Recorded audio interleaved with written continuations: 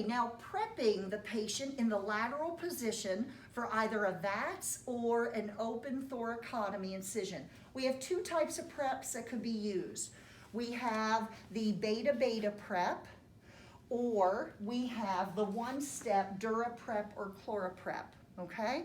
I'll be reviewing both of these for you. Now remember, again, with a patient in the lateral position, this beanbag would be sandwiching this patient, okay?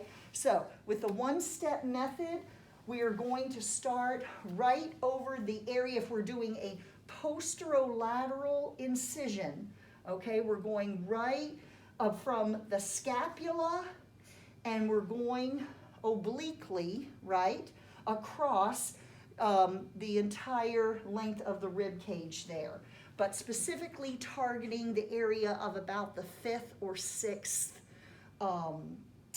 rib. So we would start right about here, and we'll go in a circular motion, okay, and we're gonna go all the way, okay, all the way in a circular motion, all the way up to the scapula, all the way over to the level of, remember where this beanbag is coming up, okay? Then we would include the shoulder here, the entire shoulder, top of the shoulder, anterior shoulder.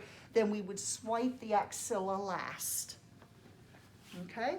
That's for the one-step DuraPrep or ChloraPrep.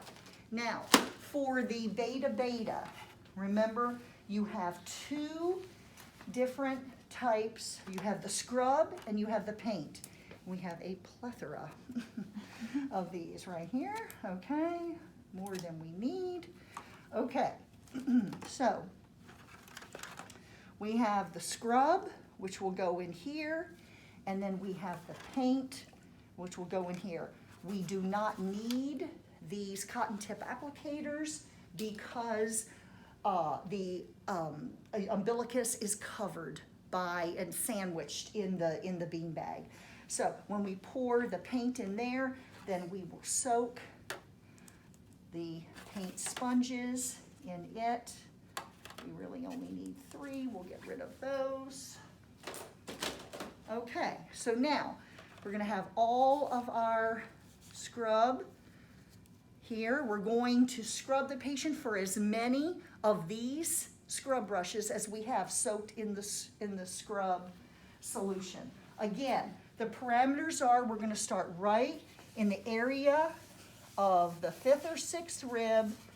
Okay, we're going to go in a circular motion all the way up to the scapula, okay, and up to the level of where the beanbag is sandwiching this patient, okay, all the way down. And then finally, we're going to do the anterior shoulder and swipe the axilla. And we're going to do that for as many of these as we have, okay, same parameters. Start about here, circular motion, all the way, scapula, all the way, shoulder, axilla. Then we could probably use a separate one just to do from here, okay, down to the iliac crest. We'll do that for as many as we have, and then we will blot the patient.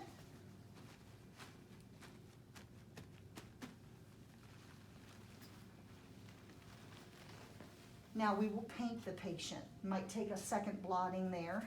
Paint the patient. Now, instead of a circular motion here, we're going to go like we are literally painting with a paintbrush. So we're going to start in the same area, okay? And we're going to go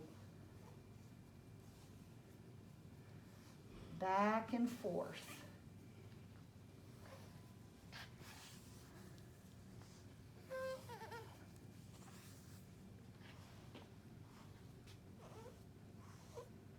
And swipe the axilla last. Then we'll do it again. Right where the incision site's going to be.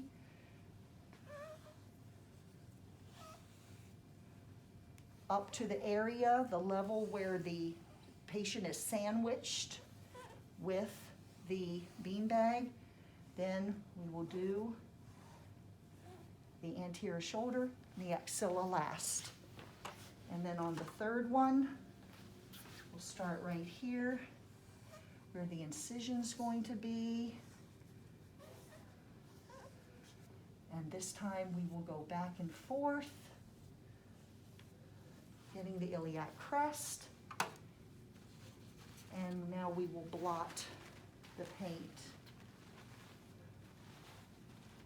Or possibly even just let that dry on its own.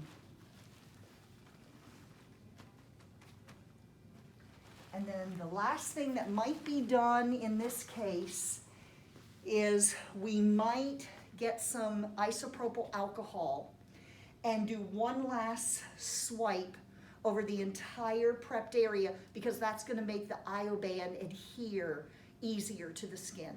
And that is the prepping for thoracic lateral cases.